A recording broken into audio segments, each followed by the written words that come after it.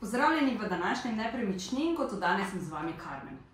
Današnja gradnja sloni v večini na zidanih objektih. Pa ste morda kdaj razmišljali ali pa celo kolebali med leseno hišo in pa klasično zidano hišo.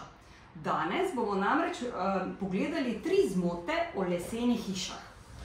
Zmota številka 1. Lesena hiša propade prej kot zidana. Iz zgodovinskih virov je razvidno, da se je les za gradnjo uporabljal že leta 1200 pred našim štetjem, zaradi česar so lesene stavbe ene najstarejših stavb na svetu. Les se namreč po trajnosti razvršča v 3 kategorije. Trajen les, med njih spada hrast, bor, macesen, deloma trajen les so smreka, jelka, oreh in manj trajen les, to sta pa recimo lipa in bukev. Vsi poznamo benetke, vemo, da so zgrajene na lesenih drogovih, ki so zabiti v zemljo in stojijo še danes. Prav tako je ohranjenih in v uporabi kar nekaj hiš iz lesa, slame in ilovice. Najstarejši še stoječi slovenski kozolec pa je bil postavljen daljnega leta 1764.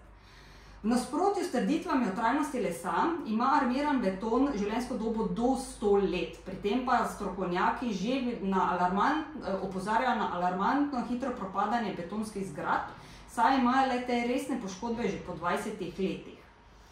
Zmota številka 2. Lesene hiše niso varne pred potresi.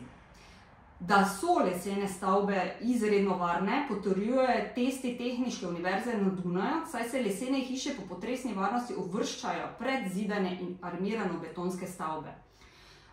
Vemo, da so se v preteklosti tla v Sloveniji že velikokrat tresla. Zadnji takšen alarmantni potres je bil pri nas leta 1511 s centrom v Idriji, ki je takrat porušil vse zidane objekte, ostali pa so leseni. Les je namreč izredno trden material, ob potresu deluje bolj prožno, prav tako pa so leseni elementi bistveno lažji. In pa zmota številka 3.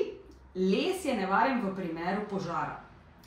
Test požarne varnosti Tehniške univerze na Dunaju uvršča leseno steno, napolnjeno s slamnatimi balami debeline 35 cm in ometano z ilovnatim ometom v požarni razred F90, kar pa pomeni, da objekt izpostavljen temperaturi 1010 stopinj Celzija ne zagori 1,5 ure. Stene zidanih hiš na drugi strani so sicer res zgrajene iz negorljivih materialov, vendar pa so žal velikokrat izolirane s snovmi, ki predstavljajo veliko potencialno požarno nevarnost. Ob požaru takih stavb je večina poškodb posledica zadušitve s strupenimi plini, ki se potem sproščajo ob gorenju izolacije. Kaj o vsem tem poreče direktor podjetja Noa hiše Matej Jurak? V jutrišnji prav posebni nepremičninski kavici bo namreč govora prav o tem, prav tako se bo predstavila montažna gradnja. Do takrat pa vas vabimo na naš YouTube kanal, kjer si lahko pogledate zadnji obisk z Mojco, ki ga je imela prav v čudoviti montažni hiši Vila Noa pri Vojki in Mateju Juraku.